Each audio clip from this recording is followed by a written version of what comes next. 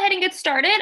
So thank you so much for doing this webinar for us. I think it's really important that during this time that we learn about how we need to stay safe as we are in this, work from home environment. So we're not used to all of the different things that can happen. So please take it over. Well, thank you, Caroline. Even though you're using Amanda's screen today, I did get that figured out earlier. But today, my name is Eric with PC Matic, and today we just wanted to take some time to reintroduce ourselves to the chamber and just say we can't wait for face-to-face meetings again. But for now, this is what we're doing. We're just trying to help out. So this today isn't a PC Matic pitch as much as it is. This is just a overall help and kind of some best practices for your business and for your remote workers and the cybersecurity that is going on in today's world. A lot of the things we're going to talk about today are already in place by your IT director, your managed service provider, and most of these things are just if you practice them, they're just an extension of what they do, and it really helps them out. But I'll just jump right in. So us, PC Matic, we're a 100% remote company. We're a work from home company. The bulk of our employees are here in Myrtle Beach, and we make antivirus and ransomware prevention software. We are in the middle of a global cyber war that we spend every day working in that battle. We have grown significantly over the last couple of years. We've been around for 20 years, working remotely the whole time. But now we have a lot of different divisions that you see there.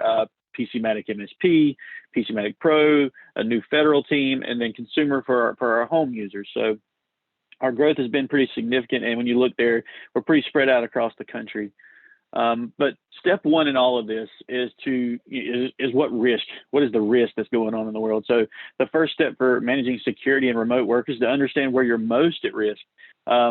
First off, the biggest thing you want to do is you want to talk to your IT director or your managed service provider. A managed service provider, you'll hear me say MSP a lot during this webinar, and what that means is that's your IT company. So your IT guy outside that works for another company. So we just call them MSPs. But the biggest thing is that you really want everybody in your company, everybody around you, to make sure that everyone knows what is at stake when you go online and what goes on with cybersecurity. So part of that, small businesses have been hurt by coronavirus. They're going to be really hurt. We're still in the middle of it. We're not out of it yet. It's still going to be ongoing for a little bit longer anyway.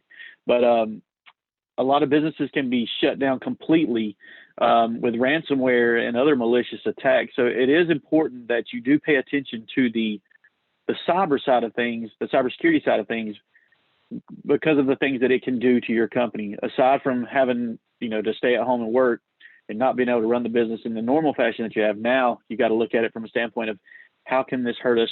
Can it take away our financials? Can it take away all of our information? That's what we really have to look at.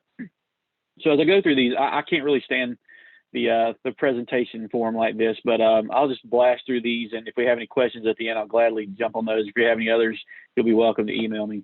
So step one, keep devices safe. So devices are easy pickings for cyber criminals. They see them laid out in the car. You never want to leave them in plain sight just to get stolen, because if they take them and get them, there's a lot of different things that can happen there. If you don't have security protocols in place, then they can hack in and get the information that way. Or really and truly, they're just going to take it to a pawn shop is what you're hoping for. But then there's a lot of things there. But there's a lot of different ways to combat that. So even if you do get robbed in that sense, just some Find Me apps or a lot of different ways to, which will come up next, is your password hygiene, different levels of things that you can do to keep people from getting into your information. I always laugh at this picture right here, because if I ever had to pull out a whiteboard to start telling you how to make a password, then I got to change everything, the whole approach. But the biggest thing here is use long passwords, multiple characters, and a lot of things now make you do these things. So, and then two-step authentication. Our company recently moved to this, and I love two-step. It really helps in a lot of different ways, makes you feel more secure. And the biggest thing is just keep it fresh, keep changing your password every so often. Some companies now will make you change it every 60 days, some every 90 days.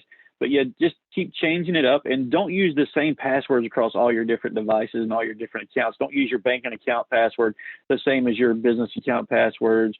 Don't have your Amazon account the same as your Walmart account. Just change the things up just in case you ever do have somebody get a hold of your passwords. So next, you want to ensure up-to-date security protection and make sure it's in place. So what that means really is updates. Make sure you do your updates. the MSPs and the IT directors, they usually have these things in place. You know, they've got these things already ready to go. They're using patch management. Our software automatically does patch management for a lot of different software devices or companies out there. And then your IT directors and your MSPs do these same things as well. They have different ways of making sure that everything stays up to date.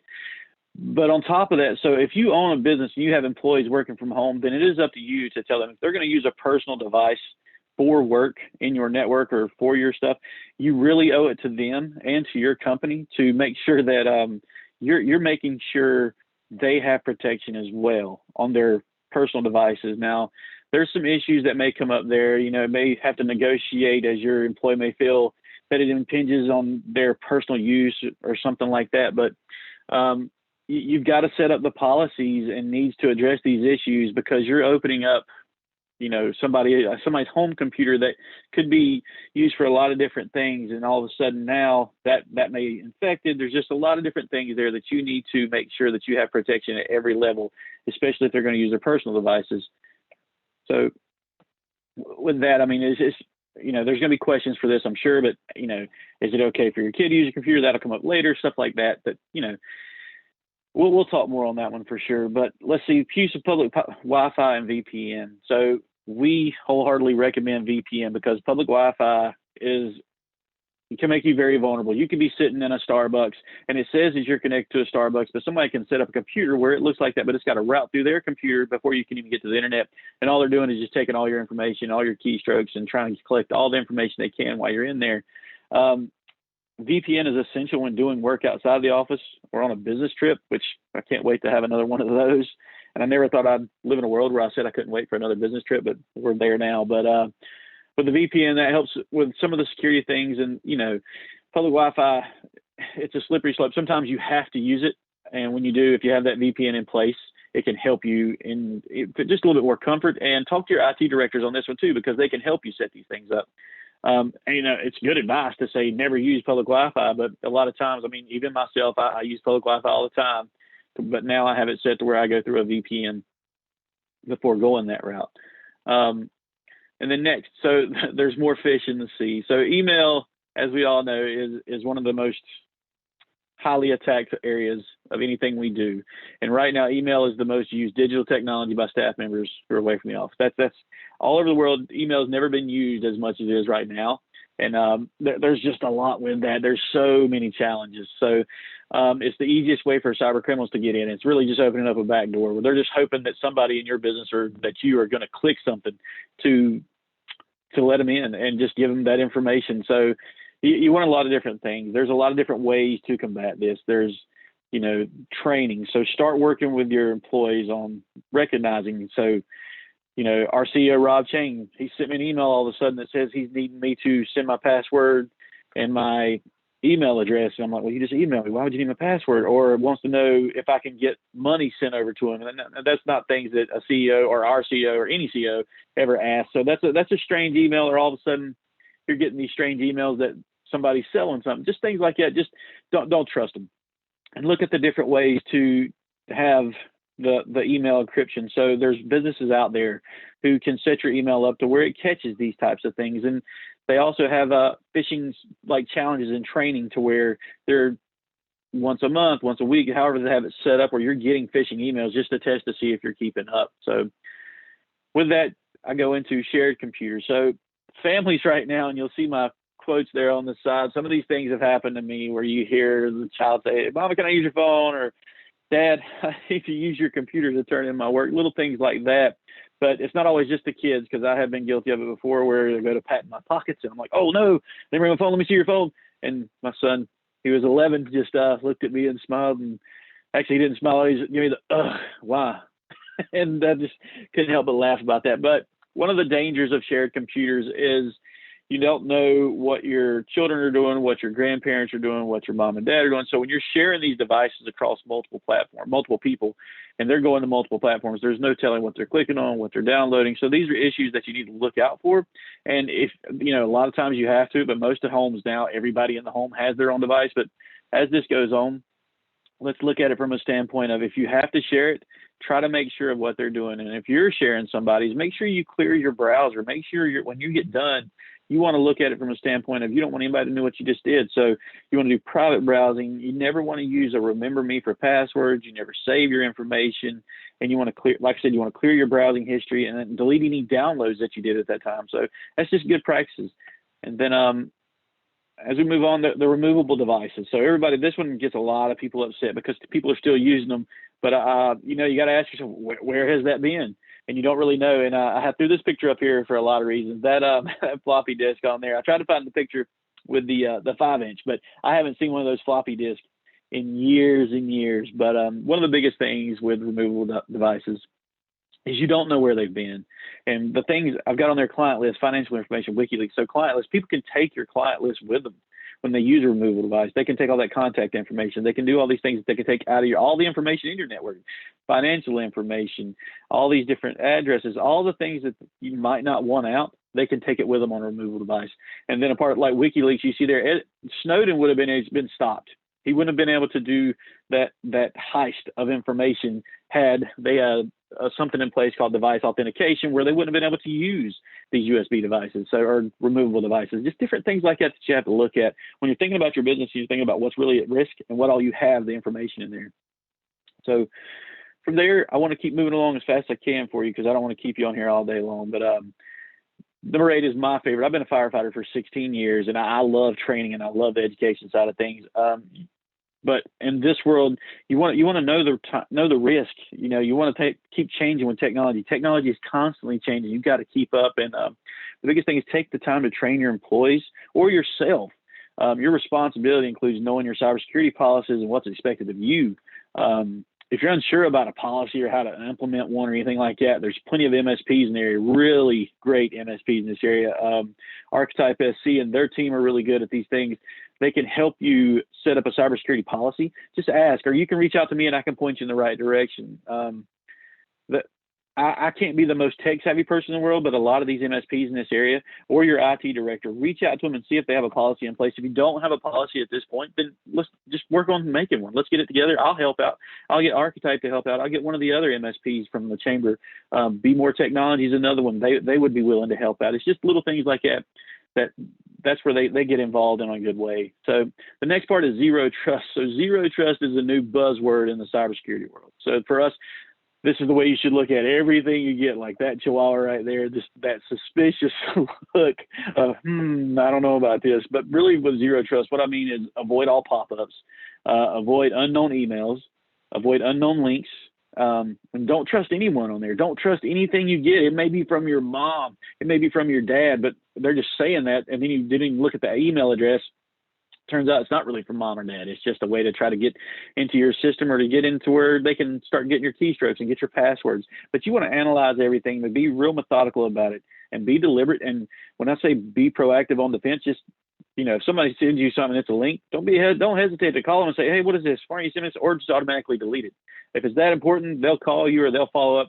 Myself, I usually tell people something that lets them know that I'm sending a link. I usually tell them in advance, or I send an email, hey, you were wearing a red hat the other day when I talked to you. I sent you this link today, and this is just to show that this is a true link. Just little things like that you have to start doing and looking at in order to be proactive on these things.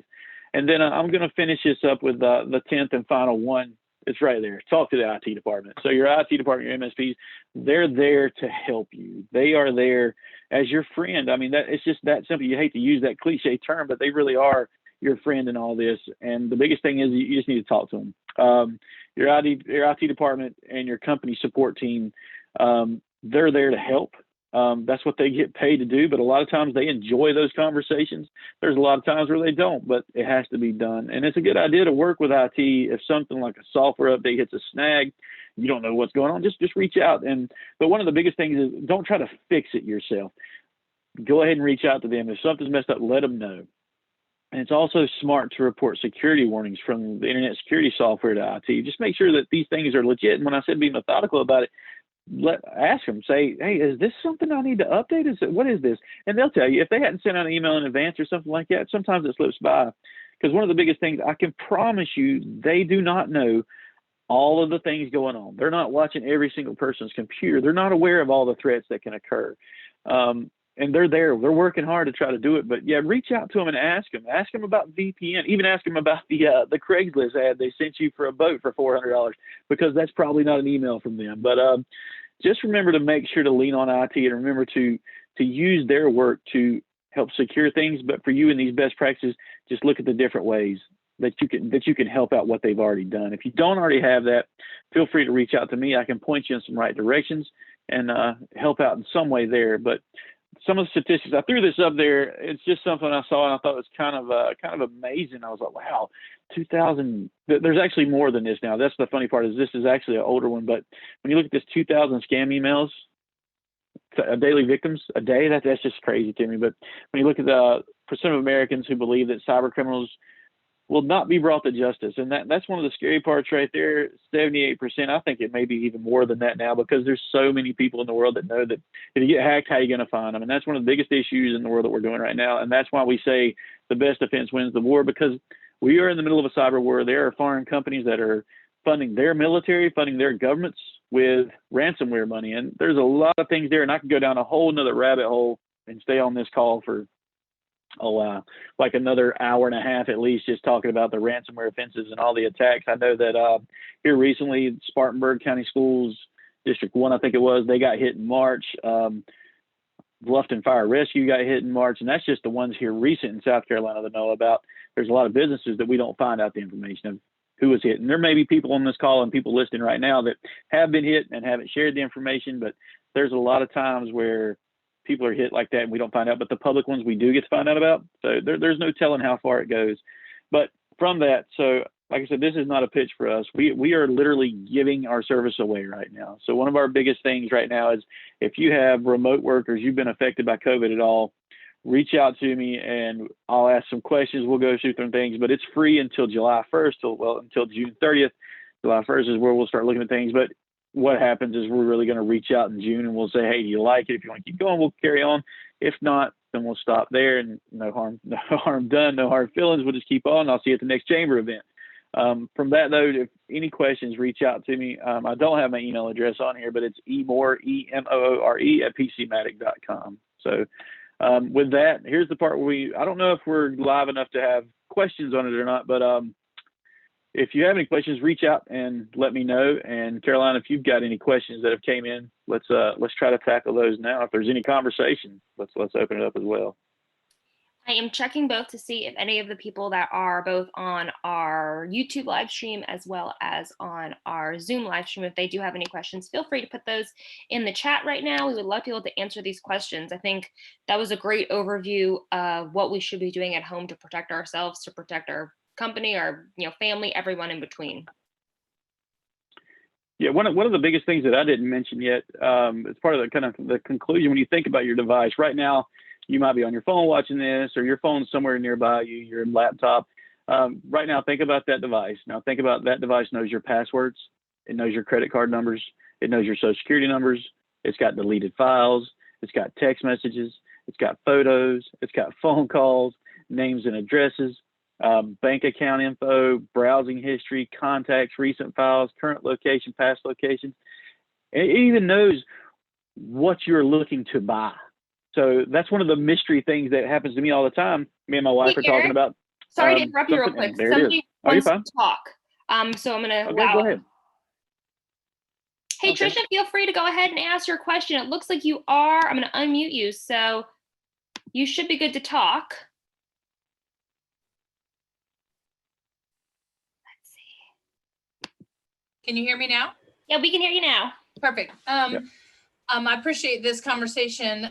I have a question though. We have staff that are now working from home, and we have we're doing some things with the call center and a VPN. The question is, they typically have done stuff on paid for MiFis that we have to keep their network as safe as we can.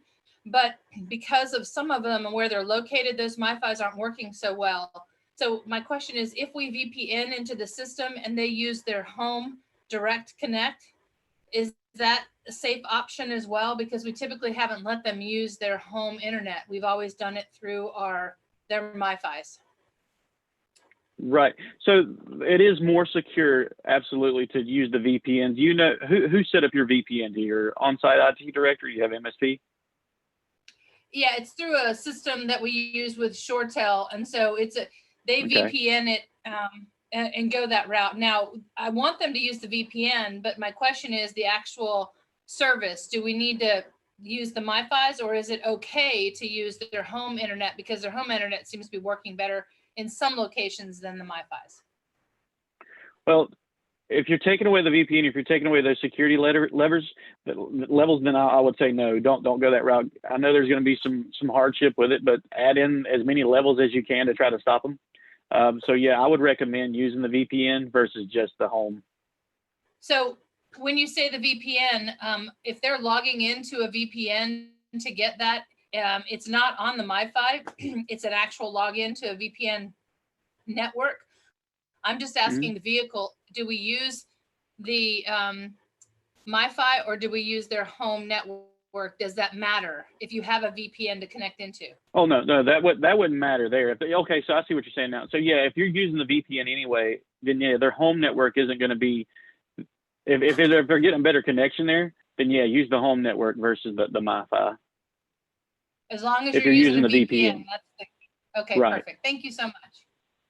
Oh, no problem. And I think we don't have any other questions on our YouTube stream right now. So if there's anything else that you want to add to this presentation, please do so now. But we appreciate you getting on here and giving us a little update of what we should be doing at home networks.